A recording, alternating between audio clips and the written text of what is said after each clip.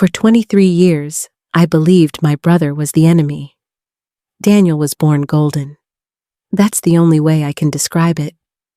While I came into the world screaming and colicky, keeping our parents awake for months, Daniel arrived calm and smiling, as if he'd read the manual on how to be the perfect child. The story became a family legend, told at every gathering, every holiday, every opportunity. Daniel was such an easy baby, not like Taylor. Taylor was difficult. Difficult. That word followed me like a shadow. Daniel walked at 10 months. I walked at 16. Daniel read at 4. I struggled with letters until I was 7, and even then, the words seemed to swim on the page. Daniel made friends effortlessly. His kindergarten classroom a kingdom where he reigned with natural charisma. I ate lunch alone, hiding behind books I only pretended to understand. Our parents, Mom especially, treated these differences not as simple variations in human development, but as evidence of worth. Daniel was praised for breathing. I was criticized for trying. Why can't you be more like your brother? If I had $1 for every time I heard that sentence, I could have moved out at 15. What made it worse, what made it unbearable, was that Daniel never seemed to notice. He floated through life, collecting achievements and accolades, like someone picking flowers in a meadow, unaware that I was behind him, crawling through thorns to reach the same destination. And when he turned around, it was only to smile that easy golden smile and say, "Come on, Taylor, it's not that hard." I hated him for that smile. The pattern solidified as we grew. Daniel, captain of the soccer team, lead in the school play, honor roll every semester, acceptance to Dad's alma mater with a partial scholarship. Me, bench warmer, stage crew, B- average, community college because it was all we could afford, but Daniel's tuition was paid. "We're so proud of you, Daniel," Mom would say at dinner, her hand on his shoulder, her eyes shining. To me, "Taylor, did you remember to take out the trash?" "No. Honestly, why do we have to remind you of everything?" The favoritism wasn't subtle. It was a living, breathing presence in our house, a fourth family member that sat at every meal and whispered in every conversation. Mom kept a wall of Daniel's achievements in the hallway. Trophies, certificates, newspaper clippings, photos of him in his soccer uniform, his graduation gown, his college acceptance letter in a frame. My community college acceptance letter went in a drawer. Dad was quieter about it, but no less clear. He attended every one of Daniel's games, even driving 3 hours to away matches. My art show, the one where I'd finally worked up the courage to display my paintings publicly, conflicted with Daniel's championship game. Dad didn't hesitate. "You understand, don't you, Taylor? This is really important for your brother." I understood. I understood perfectly. What I didn't understand was why Daniel never said anything, why he never pointed out the unfairness, why he accepted every privilege, every advantage, every moment of favoritism as if it were his natural right. He'd thank Mom and Dad, hug them, tell them he loved them, and never once say, "Hey, what about Taylor?" So yes, I hated him. It was easier than hating our parents. It was safer than admitting that the people who were supposed to love us equally had chosen only one of us to cherish. The breaking point came at Thanksgiving, when we were 23. I'd just lost my job, laid off from a design firm that was downsizing. I was worried about rent, about bills, about whether I'd have to move back home. I'd called Mom to tell her, hoping for sympathy, maybe some encouragement. "Well, Taylor, maybe this is a sign you should have chosen a more stable career path. You know, like Daniel, med students always have job security." I hung up and cried for 2 hours. Thanksgiving dinner was the usual performance. Daniel, home from college, regaled everyone with stories of organic chemistry and his volunteer work at the campus medical clinic. Our aunts and uncles and grandparents leaned in, fascinated, asking questions, laughing at his jokes. I sat at the far end of the table, pushing sweet potatoes around my plate. "And what about you, Taylor?" Aunt Linda finally asked, probably out of obligation. "What have you been up to?" Before I could answer, Mom jumped in. "Oh, Taylor's between jobs right now, still trying to figure things out." Her tone made it clear. Still failing, still disappointing, still difficult. Something snapped inside me. "Actually," I said, my voice louder than intended, "I've been freelancing. I just landed a contract designing a website for a local nonprofit. It's not saving lives like Daniel, but some of us contribute in smaller ways." The sarcasm dripped like poison. The table went silent. Mom's face tightened. "Taylor, there's no need for that tone." "Isn't there?" I set down my fork. "I'm curious, Mom. When was the last time you asked about my life without comparing it to Daniel's? When was the last time you celebrated something I did without adding a but, or a however, or a maybe next time you could be more like your brother?" "Taylor," Dad started, his voice warning. "No, I'm serious. Do you even know what I've been working on? Do you know I've been taking night classes in graphic design? Did you know I sold 3 paintings last month? Do you know anything about my life that isn't measured against his?" I pointed at Daniel, who was staring at his plate, his face flushed. "This isn't fair to your brother," Mom said coldly. "It's not fair to me." The words exploded out. "Nothing has ever been fair to me. You've spent my entire life making it clear that I'm the consolation prize, the child you got stuck with, the disappointment. And Daniel just sits there and lets it happen." I stood up, my chair scraping loudly. I'm done. I'm done pretending this is normal. I'm done acting like it doesn't hurt. And I'm done being part of a family that only has room for one child. I grabbed my coat and left, my aunt's protests and my mother's angry voice fading behind me. I drove home expecting nothing. No apology, no acknowledgement, no change. That's how it had always been. What I didn't expect was the knock on my apartment door at 11 that night. Daniel stood in my hallway, still in his Thanksgiving clothes, his hair disheveled like he'd been running his hands through it. "Go away," I said. "Taylor, please." "Can I come in? So you can tell me I embarrassed you? Tell me I ruined Thanksgiving?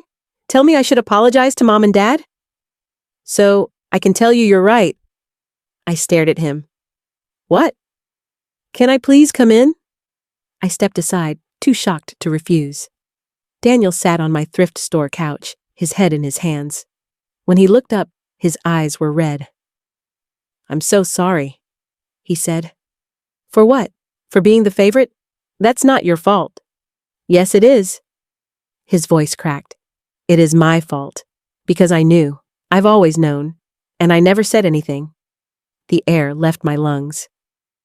"You knew?" "Of course I knew. How could I not? I'm not blind, Taylor. I see how they treat you. I've always seen it." He wiped his eyes roughly. "That thing Mom said tonight about you figuring things out? She said it like you're a failure, but you're not. You're incredible.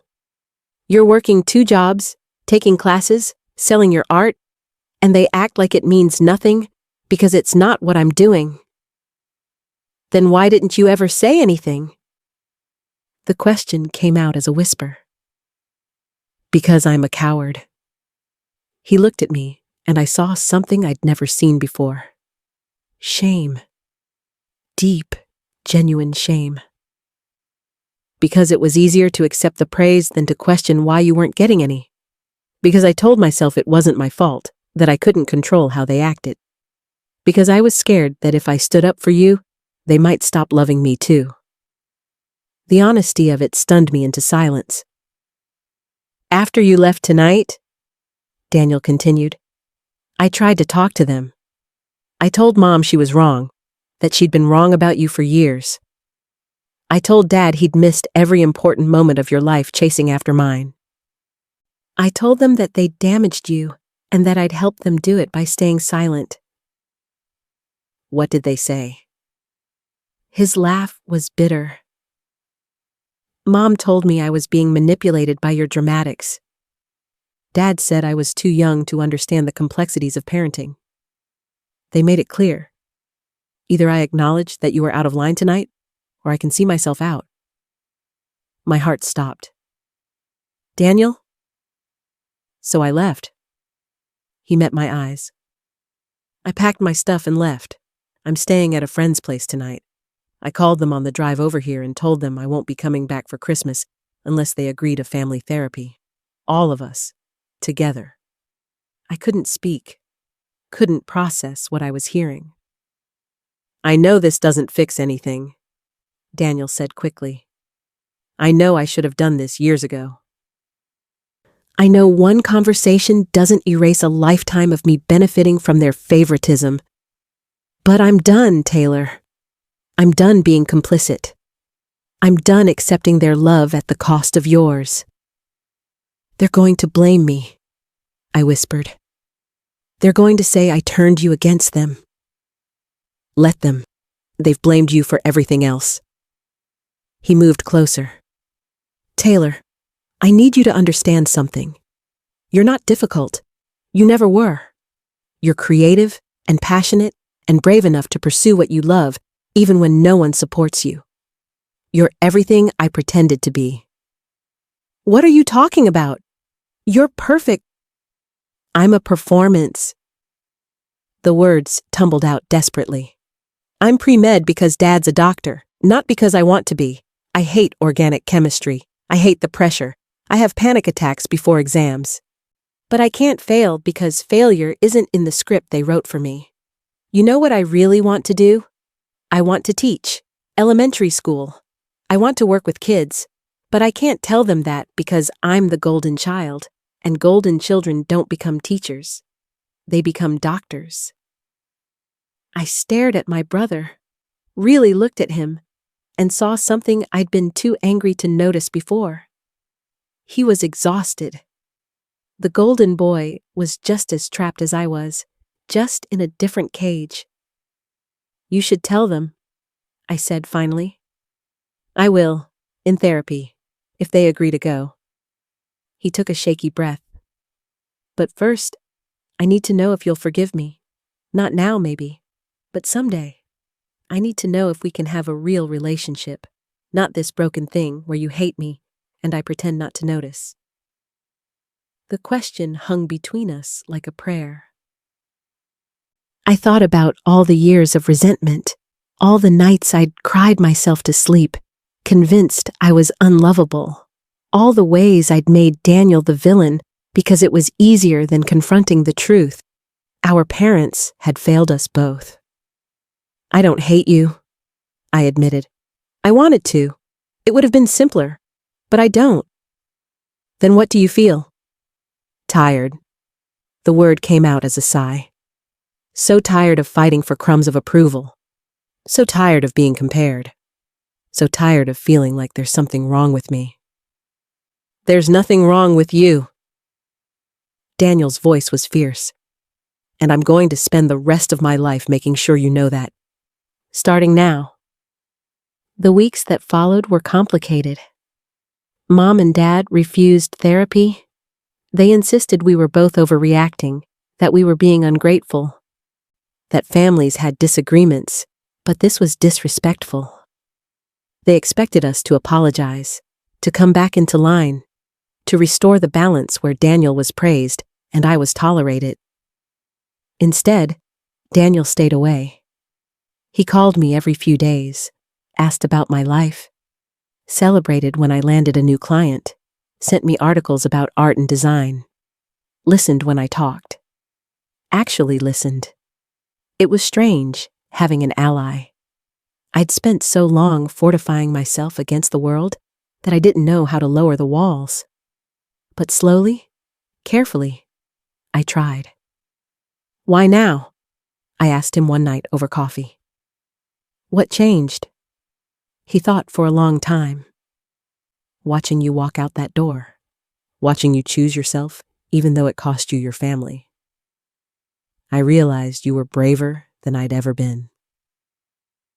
And I was ashamed that I'd let you fight alone for so long." "You're fighting now."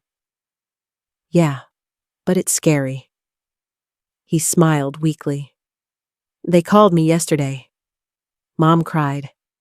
Told me I was breaking her heart, that she'd given me everything, that she couldn't believe I'd choose you over them." The words stung even secondhand. "What did you say?" "I told her I'm not choosing between my sister and my parents.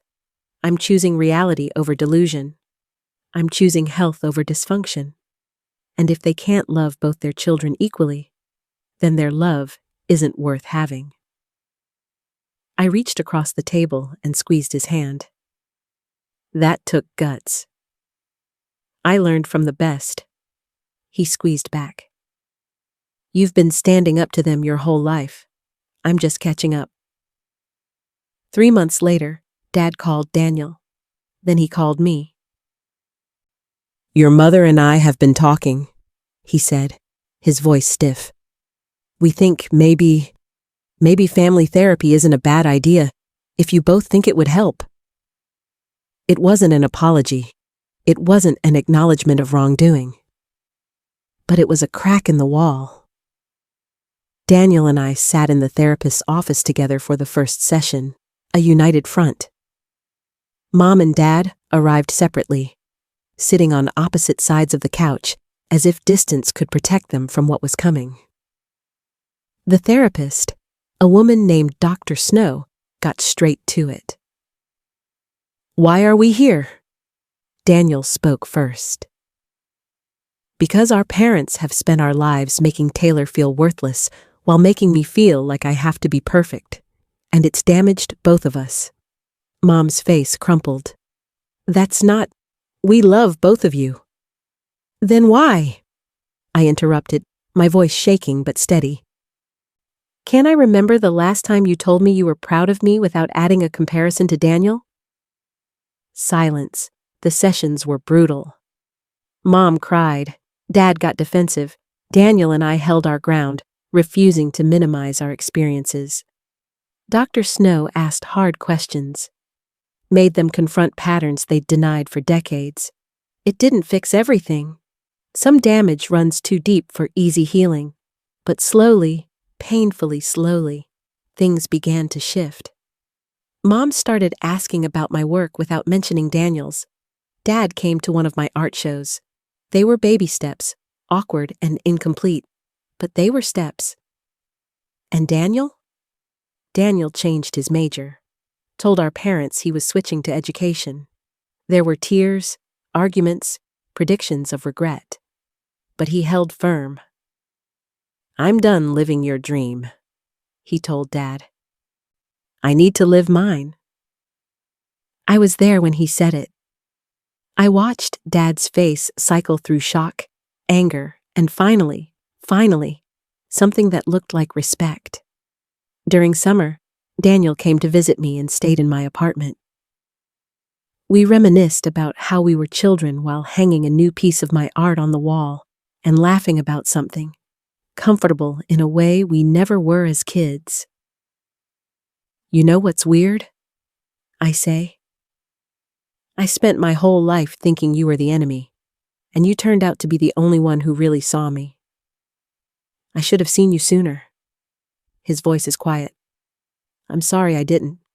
You see me now. That's what matters." The doorbell rings. It's a delivery, a package from Mom. Inside is a framed photo. Daniel and me as kids, maybe at 7, covered in mud and laughing. I don't remember the moment, but it's there. Preserved, evidence that once, before the favoritism calcified into something toxic, we were just two kids who loved each other. There's a note. I'm trying to remember how to love both my children. It's harder than it should be, but you both deserve better. Mom. It's not enough, not yet. Maybe it will be, maybe never. But it's something. Daniel reads over my shoulder. Progress? He says. Yeah, I agree. Progress. We hang the photo next to my art, the past and the present, side by side. Two siblings who found their way back to each other by refusing to play their assigned roles. Two survivors of the same broken system, building something new.